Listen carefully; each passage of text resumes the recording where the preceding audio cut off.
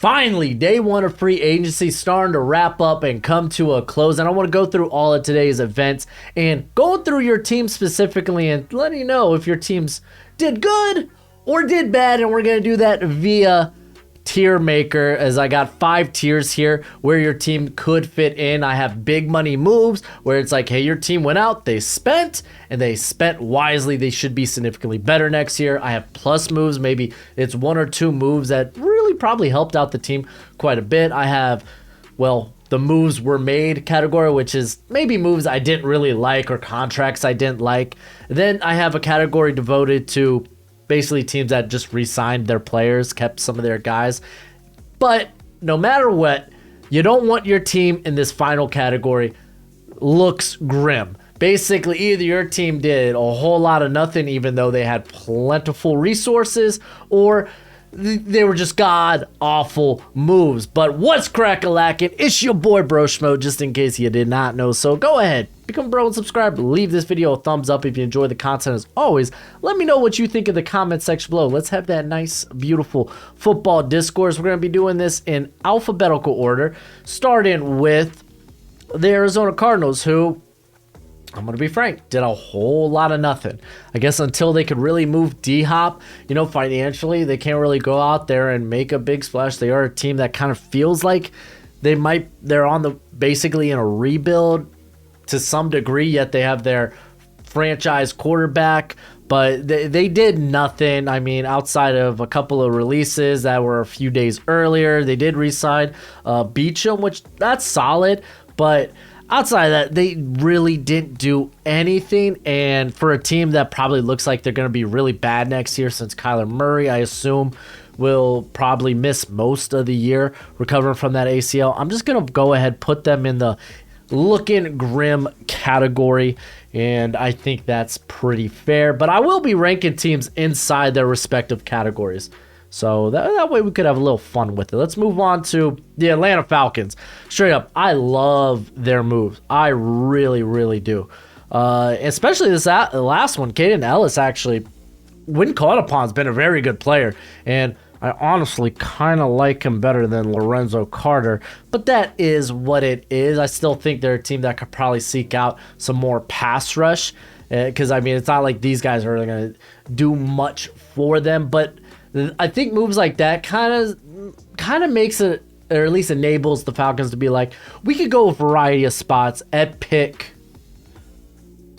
8, and we could address a variety of different things, and it being an edge deep class, maybe we could go later. Now, obviously the big moves here are David Onyemata, who initially I was like, I wasn't in love with the contract, but because I think roughly it's like $12 million a year. I don't know. I think this might be a typo. I'm pretty sure it's like 36, maybe 34 million, but I wasn't in love with them paying him that much, but like I think that's a good addition, though. I really do. And sometimes we saw from the Jags, sometimes you're gonna have to overpay guys to come play for you. Jessie Bates being the crown jewel here, the big sign-in. He's gonna come in, and that's one actually I predicted. Probably everyone and their mom predicted, to be fair, but I did predict it. I really love that addition to the defense. So, I mean, if they want to go out and maybe get a corner at that pick 8 spot, they really can in a deep edge class, but it's also a deep corner class. So it's like, it really allows them to do a lot of different things. I know that they're rumored to be in the works of trying to bring back Caleb McGarry. He is right now still on the market. I'm just going to put that out there as I refresh the timeline. Yes, as I refresh the timeline, nothing yet. Cool. I think low key the trade for Jonnu Smith was really good. You just throw a 7th rounder. You get a guy that Arthur Smith's very familiar with. You can run a lot of these 12 personnels, and I mean both. Obviously, Kyle Pitts a bit more versatile than Jonnu Smith, but Jonnu Smith is also a guy that brings some versatility to with him. But Kyle Pitts is kind of a freak in that regard, so that's not even fair. So I really do like these moves, and I'm definitely going to be putting the Atlanta Falcons in the big money moves category. All right, we're going to be on to this one's a bit tough. The Baltimore Ravens. I don't know if I really have a category for these guys. So I think they initially restructure Calais Campbell's contract, and then they ended up releasing him. But I think they say he's likely to come back to the team. They just need to kind of figure out this Lamar thing. And obviously we know the franchise tag that was done last week when they had to, like, yeah, it was last Tuesday? Perhaps Wednesday. I can't recall off the top of my head. But where they had to, like, decide, are we going to throw a franchise tag on this cat? And they're letting Lamar go out there because it's not exclusive and basically see if he can get the contract that he wants, with the Ravens being like, I will be surprised no team wants to pay that Deshaun Watson contract. It's a bad contract. So they're kind of like playing, like calling his bluff essentially. So they're kind of hoping, even if a team does, like if Lamar comes to agreement with the team, that it's like, okay, we can match that. We're not afraid of that. But yeah, this is kind of a weird thing. Maybe I just put in re-sign their guys, because I mean Lamar was kind of the big guy you wanted to re-sign there. So like, I don't know. I'm just gonna put him in this category. I don't feel like there's a category here for that. Like, I don't know, maybe just put quarterback controversy. Maybe we could throw the Packers in that one too. I don't know. Let me know if you think I could, there's a different tier system for me to use out there, or if you got any suggestions. So let's move to the Buffalo Bills, who really just made one move. Actually, we're going to talk about a move they actually made, well, as of this recording moments ago. But the big move was Connor McGovern, who I think is a good addition. That offensive interior was really bad last year. This kind of enables them really at pick end of the first round. Maybe it's 28. I can't remember off the top of my head. But at that pick, they can do a variety of things, whether it's we could go tackle, we could keep addressing the interior, or we could go somewhere else. Though I kind of prefer them sticking to let's get Josh Allen some protection. Now that I bring up Josh Allen's name, he did restructure his contract to move money, and some people are talking about maybe a Derrick Henry trade. Ooh, so be on the look for that sucker. Be on the look. But as of right now, they really they just kind of moved some money, made a plus, what I would consider a plus move, in the right direction. And I'm gonna put in plus moves, but it's gonna be like low end. You're gonna see the Bills kind of move back here. Yeah, because I mean the movement of Josh Allen's money, the restructure, makes you feel like a big move is coming in some sort of way. So I'll leave them there. I might move them at the end of the video. Carolina Panthers was another team that I feel like, hey, they re-signed Bozeman back. Oh, let me bring it up. There we go. Re-signed Bozeman. I thought that was huge.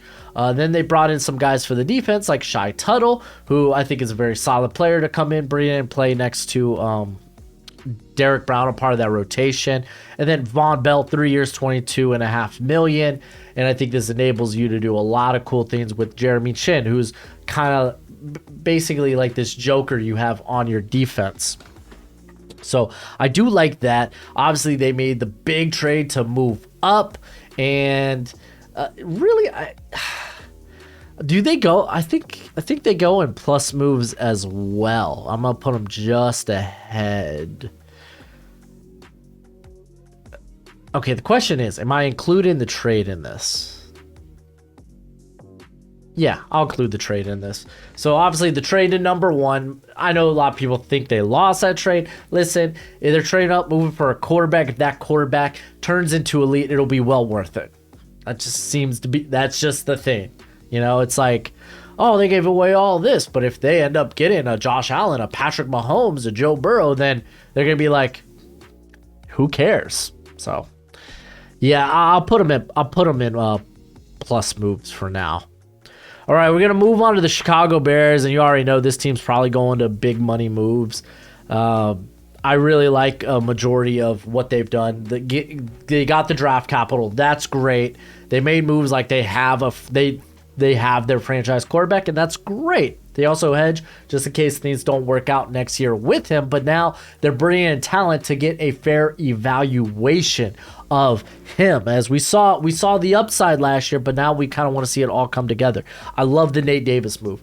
If you checked out my free agent video where I ranked some of these guys, I'm very high on Nate Davis. I thought he was the best player on Tennessee's offensive line. I know that ain't saying much last year, but he really was. That's a great addition, I think, for the Bears. Now I'm kind of curious what happens at right tackle. Do they stick with like a Larry Borum, or do they maybe go after, throw money at a Caleb McGarry, who would be a really good fit? So there's the question there. I thought Mike McGlinchey might be in the running there. Obviously, he goes to the Broncos, but the addition of DJ Moore, huge.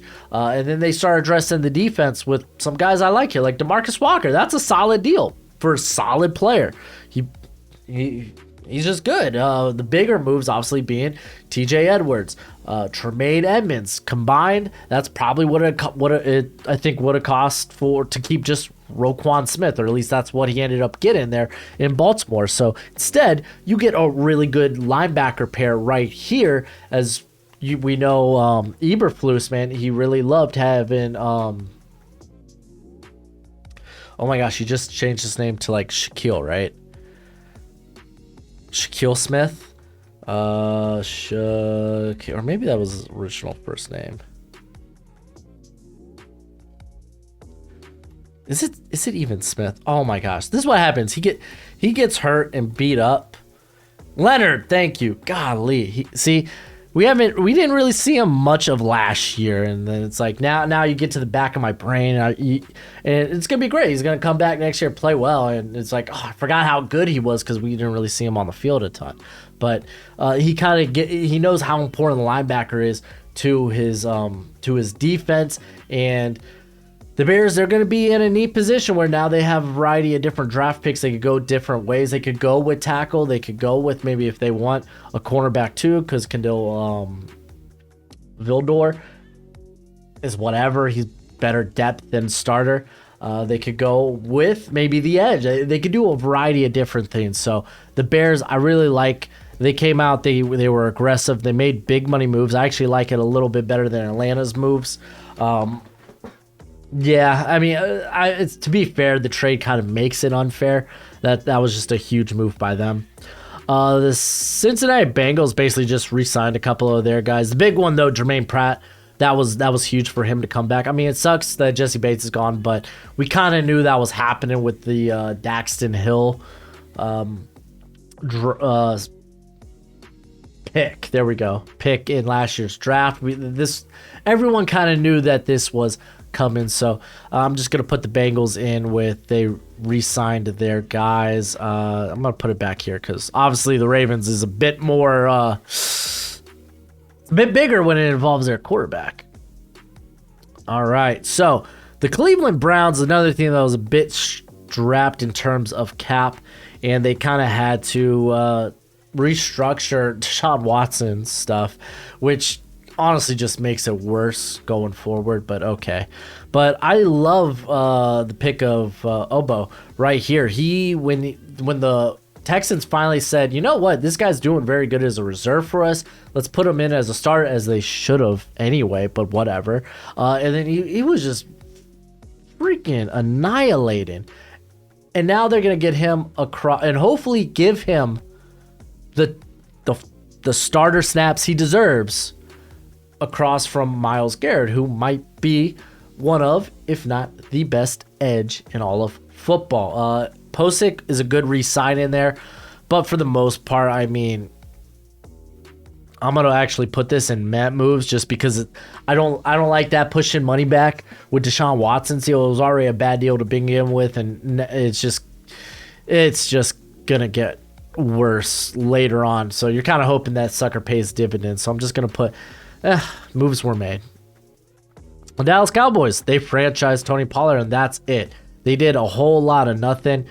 This might be surprising. I mean, the franchise tag is good and all, but they've done nothing. It's not even like, oh, just re-sign in there, guys, which, to be fair, that is what it is. But, I mean, they've gone out and done nothing in free agency. To be fair, wide receiver free agency has been stupid quiet. So maybe there's a guy out there they want to go out and grab, but they've really done nothing. I feel like things do feel a little grim as their last year. They just kind of looked like this wishy-washy team that made the playoffs, at least when they got there. And I know they actually played well against the Niners and such, and obviously that came down to the wire, but I don't know if I consider them like one of the big contenders in the conference. Maybe I should just put them at the low end of re-signing their guys. Yeah, because I mean that's Zeke Taylor. Yeah, because I don't think it looks that grim. They still got one of the more hated quarterbacks, and I don't think it's really warrants that. Because I mean, I know when Dak when the play is awful, it's pretty bad, but it's like he's giving you more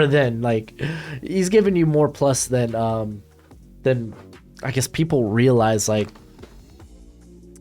I don't know, man. I don't know. I know a lot of people also pinned it on Kellen Moore's offense and such, but we'll see. I'll just put them at the end of re-signing their guys. I feel like that's a bit fair. I still think they're going to come in and be good playoff contenders. I don't know what they necessarily can do, though, to push into that Super Bowl contender window. The Denver Broncos made all kinds of moves, so I was actually surprised by the Graham Glasgow cut. Ron Darby one didn't surprise me as that much because I really think they like Damari Mathis. Obviously, they drafted him. He came out, played well as a rookie. But they made some of the biggest sign-ins of the day. Like Ben Powers, Mike McGlinchey. They're like, yo, Russ, you want to cook? Because you have the offensive line now to do so. No more complaining. Let's get cooking out here. They got a good, solid backup in Jared Stidham. Be able to bring back Alex Singleton, and this one was a bit later in the day. The Zach Allen get into play under Vance Joseph, the guy obviously who coached them over there in Arizona. Though I feel like that deal's more than it should be, but is what it is. I like it. They're big money moves. They're like, yo, we should be a legit Super Bowl contender. I honestly think it's the best moves of the day. Like, in all honesty, I really, really do. So I'm going to put them up here. The Bears trade, again, kind of makes it unfair. But, I mean, I really do feel like as long as Russ doesn't continue to look like the pumpkin he did last year, these should be significant moves. They could grab a running back somewhere in the third round if they really want to, because obviously Javonte Williams won't be back until later into the season, coming back from that ACL. All right, we got the Detroit Lions. They went ahead and their big signing was Cameron Sutton. They bring back a couple of their guys. I like the re-signing of Bugs. He was an integral part of that rotation. Alex Anzalone, for me, it's kind of whatever. It is what it is. He's a solid enough player, but feels more like a bridge guy than someone that could be like this. I don't know, man. He's an average starter. I'll just say that. Cameron Sutton, though, was big. I thought Cameron Sutton won. The flexibility he brings to the defense. I don't think this necessarily means that they don't have to go corner at 6. They could still go corner, move Sutton back into slot, but having that versatility to really play anywhere in the defensive backfield, I really like. But really, it was just that one move. I'm going to put him in plus moves, and I'm actually going to put it right here because I think it's the most significant move. So I feel like that's pretty fair. All right, the Green Bay Packers, they are literally sitting, waiting until something happens with Aaron Rodgers. And it kind of sucks, but it is what it is. To be fair, the free agent market for receivers, really nothing has gone on yet. So it's like they could make moves if they want, if they feel financially able to. But we're just kind of waiting on this Aaron Rodgers thing right now. I'm just currently, yes, once again, I am refreshing the timeline just to see. Okay, is what it is. But Green Bay Packers, like, I don't want to say look grim. They're just doing nothing. They re-signed Nixon, which was one of the really good special teamers. So maybe I just put put them back here. They're kind of waiting because I don't think things look necessarily. Well, actually, if Aaron Rodgers, if a trade doesn't get done, things could be grim. So maybe I put them in this front part of things look grim as we wait for Aaron. Because a lot of that rides on Aaron Rodgers. Can they get the Jets to take a majority of his contract so they're not eating such a big cap hit? So we'll see. We'll put them there for now. Don't really feel like either of these categories represent them. Like I said with the Ravens, it's like maybe I should have put a quarterback controversy category. All right, let's move on to the Houston Texans, who made a lot of moves, but I mean, if I'm going to be honest, I think their best move was Jimmy Ward. I thought maybe, and to be fair, the names that I thought that they might go after still out there outside of Tremaine Edmunds. I kind of thought they'd be more active in trying to get a linebacker, but kind of is what it is. But the Jimmy Ward, a guy that can play in the slot, can play deep. He's very, very familiar with DeMeco Ryans' defense, and he allows this team to have a great mentor to come in and help some of these younger guys. Chase Winovich joined on. He was part of the Patriots when they drafted Winovich. Winovich wasn't a part of the Patriots. Sirianni was a part of the Patriots when they drafted Winovich. So, and I mean, his rookie year, we saw some blooming. We just haven't seen it since. The Robert Woods move, it's just a solid move in general. Hassan Ridgeway, they brought him over from the Niners as well. So it's like, these are a bunch of plus moves. They don't move the needle too much for me, but it's a step in the right direction. I think it's a little bit better than moves were made. And I'm actually going to put it right here because, again, the Bills, their move I think the move to restructure Josh Allen could be a bit more significant depending on if they end up getting something out of it. The Colts have done nothing. They've done nothing. It's almost like they're waiting on something. Maybe a Lamar Jackson trade. I don't know, but as of right now, man, this team just kind of feel like things, I don't want to say look grim. All they did was re-sign a guy, but I was kind of hoping maybe they could be a bit more active, but also they're not exactly blowing it up. So I don't want to put look grim. Maybe a do nothing category would be better. I'm going to put them.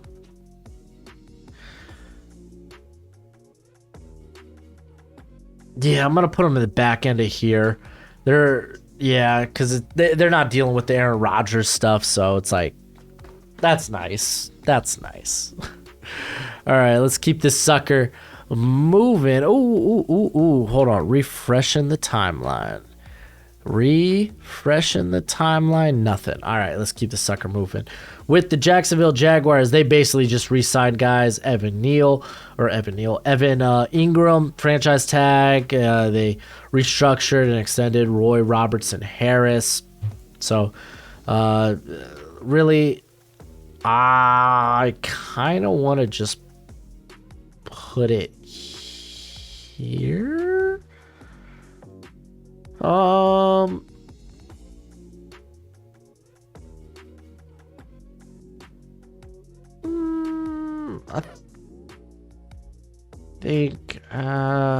think I'm gonna put it right here. Be like, I think the Jermaine Pratt, that since he took such a, for real, I'm gonna be honest, it's kind of a team-friendly contract, and it kind of enables them to be out in the next couple of years.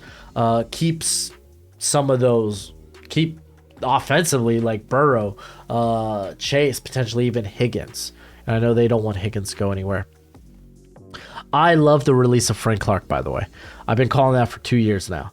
Jawwan Taylor, they signed him. I was like, what? There are also rumors about Laramie Tunzel. So that would be sick. That would be legit. I think Jawwan Taylor fits in this Chiefs offense so freaking well. And then they're like, we're going to move him to left tackle. And then I was like, oh. Because to be fair, Taylor, always better pass protector than he was run blocker. I know some people are coming out with stats trying to say this is a bum move or this is a great move. I think this is a very middle move. I think it's pretty lateral with Orlando Jones or Wiley and such. Like, I don't think it's like a big upgrade. It's you're patching a hole. I don't like the idea of him moving to left tackle, but it could work out. But I know some of y'all are gonna argue, oh, this was a worse move. He had a worse win rate than Orlando Brown, or some of y'all are gonna be like, this is a better move. He allowed less pressures the last 2 years than Orlando Brown. And it's like, it's really moves were made. It's really just kind of patch job here. Yeah, I'm gonna put it in front of the Browns.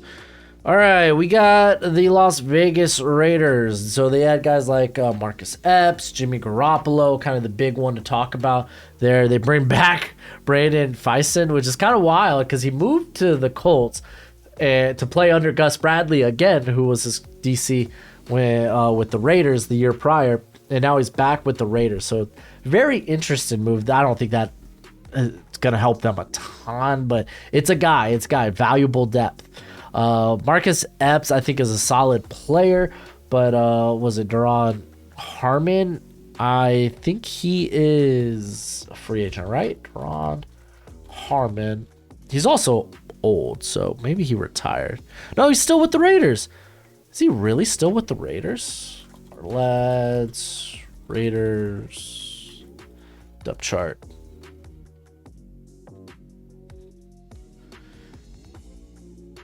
Yeah, no, he's a free agent currently. Okay, thought he was. So they're bringing in Marcus Epps, and I mean, Harmon was solid. It was really Merrick who kind of had an up and down year last year.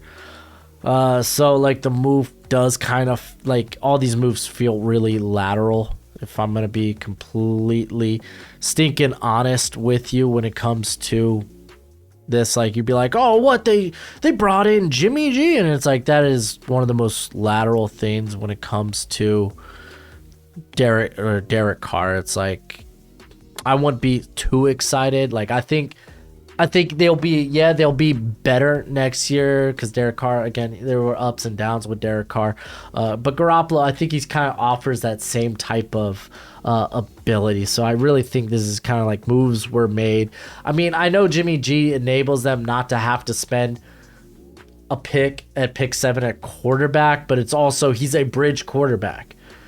You need to be like, you want to know that there's someone like on the back burner, like warming up, ready to go and be the franchise star. They don't have that guy. They could still try to draft that guy at 7 if they decide not to.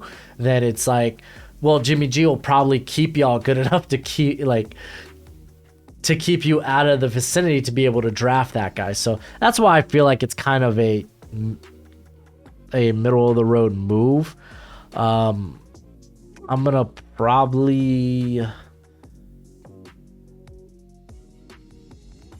I mean, I'll put it right here because, I mean, it does give them more financial freedom, but I kind of wish, like, better moves were made there.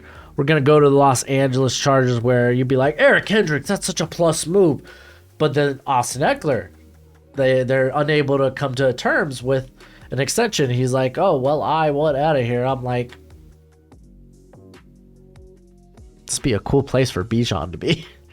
Like Bijan Robinson, oh, like the Kendrick move probably, like, honestly, for me, is a bit more impactful than maybe having to trade Austin Eckler, because it's such a good running back class. Like, even if you can't get like a Bijan Robinson, like, I feel good about the chances of the Chargers maybe getting a guy somewhere on day 2 about that. So it's like, I feel like this just goes into the moves were made.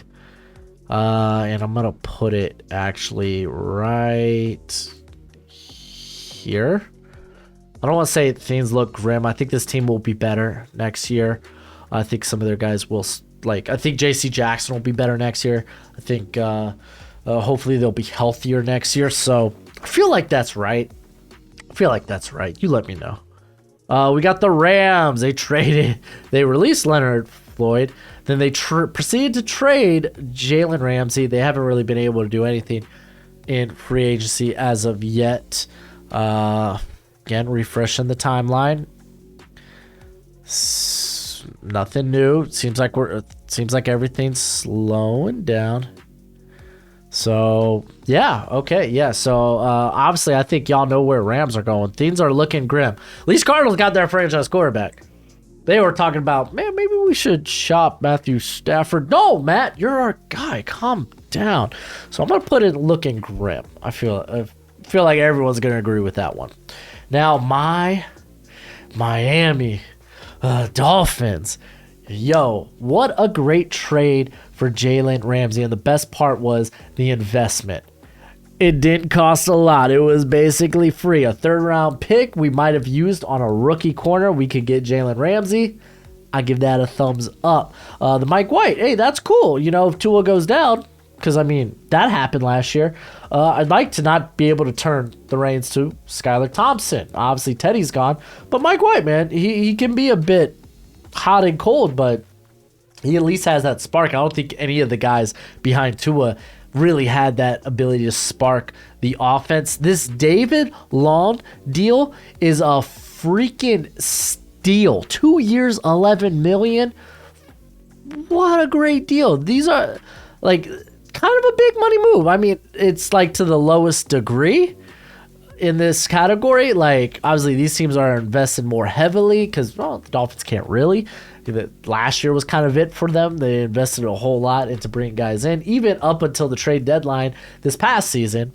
But I think the addition of David Long, who you could argue is a top 10 to top 15 linebacker in the league, they needed something like that. You have Jalen Ramsey is just immense. We're talking like a top 5 corner in the league with such good versatility. He's going to play well in a Vic Fangio defense. So it's like, yeah, no, I like it.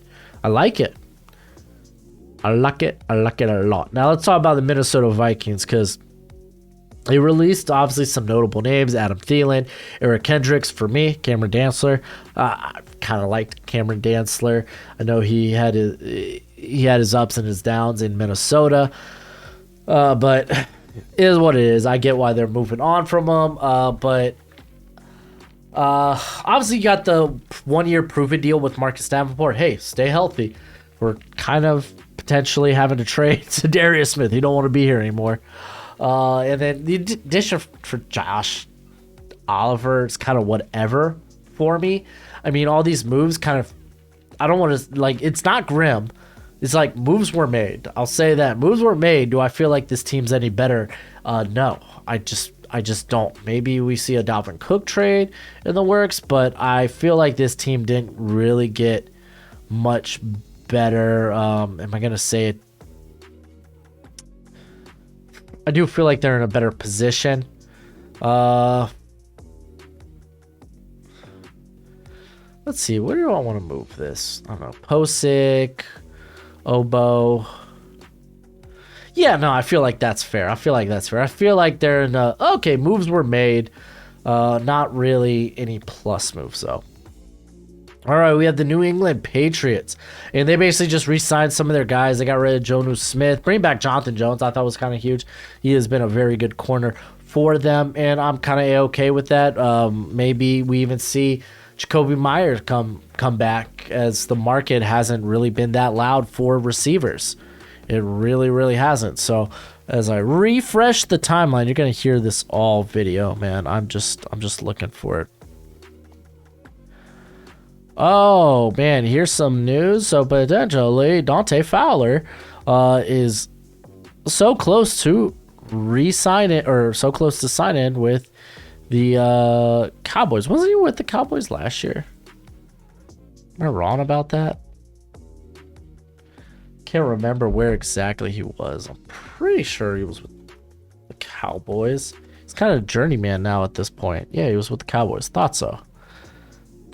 But anyway, the Patriots, I'm just going to put them with re-signing guys. That's what they did.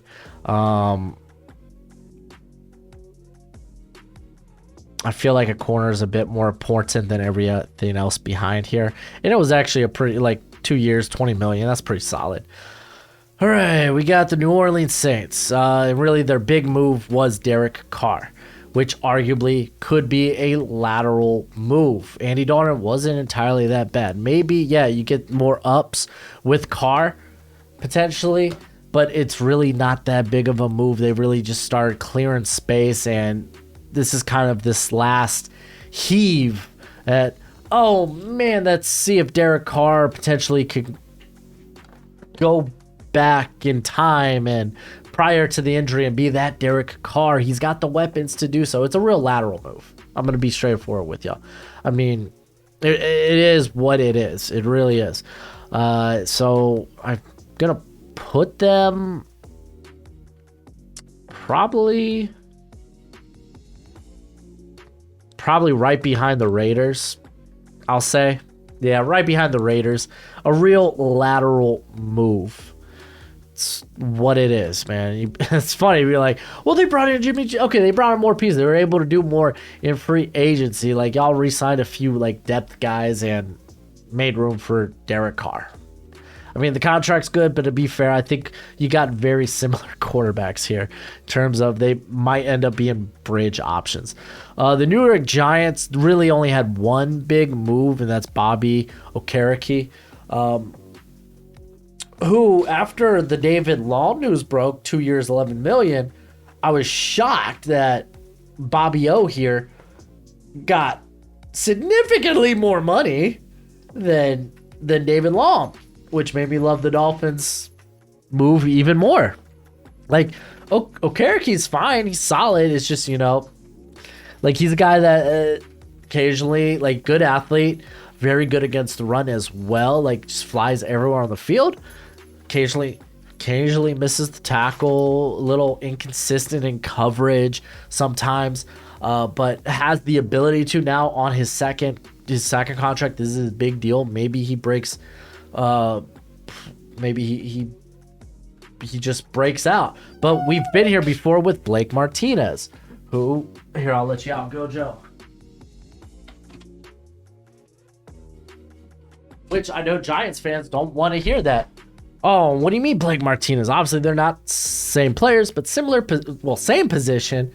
So it's like, I don't know. I'm like kind of whatever. They re-signed a bunch of their guys. Outside of that, they haven't really been able, like, they really haven't had the flexibility to do much because of that. I mean, we got Saquon and Daniel Jones really kind of like taking up a ton of that. So it's like, do I think they've made any plus moves to get better? Not really. So like, I feel like they're here at moves were made, but they're at the top half just because they were able to keep all their guys. They made one sign-in in Okereke, which is very solid, but just being able to keep their guys, I think, is a bit more significant. So moves were made. New York Jets, again, waiting on stinking Aaron Rodgers. And I mean, they got Chuck Clark. I really like that move. But right now, until the Aaron Rodgers things comes through, things are looking grim. Let's be honest. We need to know about Aaron Rodgers, because one of two things is going to happen. Because, like, Derek Carr, gone, off the market. Jimmy G, gone, off the market. Like, so right now, things look grim, but this could turn in a big way. So we're just going to put him there for now, but let's wait till Aaron Rodgers figures out what he wants to do. On to the Philadelphia Eagles. And they've really just been losing players today. I think it's a good sign. Chauncey Gardner-Johnson has yet to be picked up. Maybe it's just he's looking for a lot of money and teams maybe aren't willing to pay that. But they brought back Brandon Graham. Kelsey was the big, he's coming back. But outside of that, they've just kind of been losing players. I don't think things are looking grim for them. Like, you kind of knew, like, okay, they were going to lose a little bit here. So I'm going to put them at, like, I feel like right here is about right. They were able to keep some of their guys. Marcus Epps, not a big hit. They saw good things last year from my boy out of Middle Tennessee State, Reed Blankenship, right? Yeah. So like I'm just gonna put in. They were able to bring back a couple of their guys. So yeah, things aren't looking grim. They still got a lot of talent on that squad. All right. Pittsburgh Steelers. Basically, William Jackson never played a snap for him. Cut him. Saved a lot of money. Bring in Patrick Peterson. That's a plus move because they lost Cam Sutton. So it's like we need some talent at corner. We really do. So it's like I think they go in plus moves, but it's like right here at the bottom. Like that's a big plus move. The corner. You'd be like, the Giants added Okereke, and it's like, yeah, linebacker, less valuable position. But corner, kind of big, and Peterson played very well last year. I know he's now like kind of like down the end of the road, which, I mean, Steelers, they're still in play for corner in the first or second round. So, but Peterson's a good mentor to have. All right, San Francisco 49ers. Obviously, their biggest move of the day was signing Sam Darnold to add to this quarterback battle. Finally, someone that could grab everyone by the balls, be like, nah, I'm the man here. Daddy Darnold is the man. Not really. He just kind of feels like he's going to be the backup quarterback, which means maybe it feels like maybe one of the quarterbacks might be on the move, which that'll be interesting. It depends who wins out of camp, and then how much can they really get for one of them. So it's going to be interesting. It's kind of a curious move. Maybe we go into camp and Sam Darnold ends up being cut, so it might be a nothing move, but just bringing him in, I think, does no harm. They re-signed a bunch of their guys, but Javon Hargrave was a huge sign-in. How they afford it, I don't know. I thought they came into free agency with like $13.5 million, but that pass rush is going to be freaking ferocious. It's a big money move that I kind of want to put at the tail end of here. But it's borderline plus moves. But I think like Hargrave being probably like a top 5, top 10 free agent in this class deserves a little more, how would you say, respect. So big money move. Big money move. Wow. Well, Rodgers,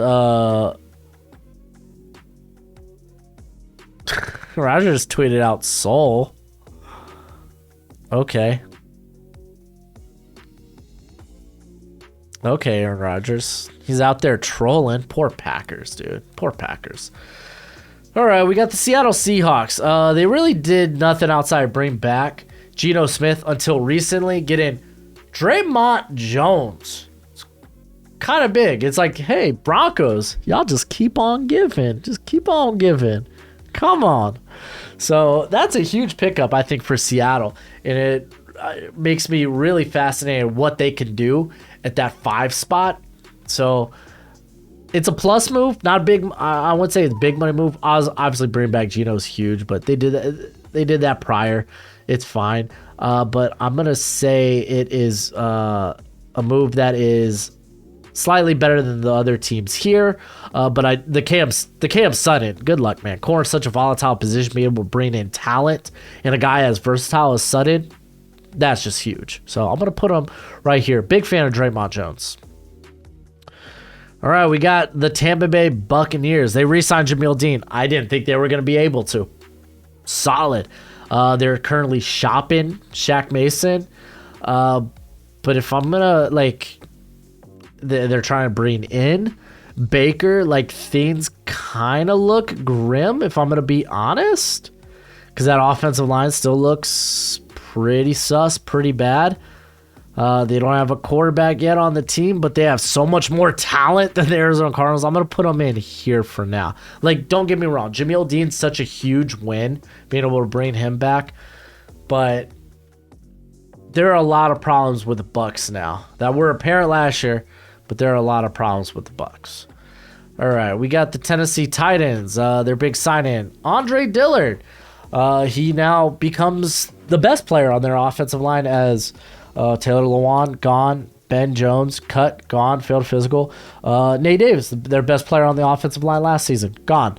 They bring in Dillard, who was good when called upon, but stuck behind depth. So it's like I could be a solid, it could be a quality signing here, which, wow, leads me to believe the Titans aren't going tackle anymore. What are they going to be doing at 11? The value was so good at tackle at 11. But yeah, I don't know, man. Are they going to try to make a move up for a quarterback? What? I'm being honest with you. I feel like they're on the verge of blowing this sucker up.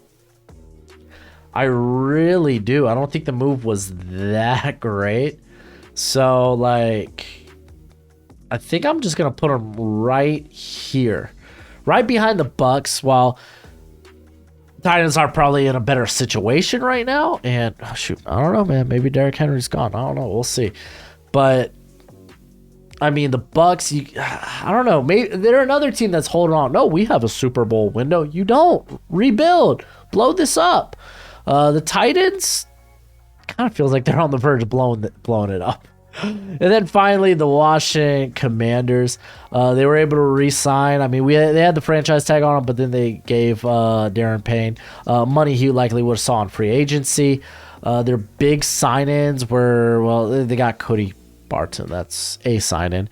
But bringing in a guy that Eric Bieniemy is very familiar with, and Andrew Wiley. They grabbed Nick Gates, which I assume that's more of a move where it's like, yeah, Chase Roullier is kind of injured a lot, which sucks. He's one of the better centers in the league when on the field, which I feel like they kind of go into moves were made. Do I feel like these were, I mean, ultimately, I think they were plus moves on the offensive line. I don't love them, but they're plus moves. I think I'm going to put it a smidge ahead of the Steelers here. And that's it. That wraps up day one. I'm going to give one more refresh before I end this video and see if I'm missing out on anything, any current or new sign-ins. It doesn't look like it. I'm going to refresh NFL.com. I don't see anything. So, yeah, that's it for the video. Let me know what you think. If you think some are right, some are wrong, or you think maybe there's a better way to do a tier system like this, and we'll explore that tomorrow. But until next time, be easy, my friends. Later.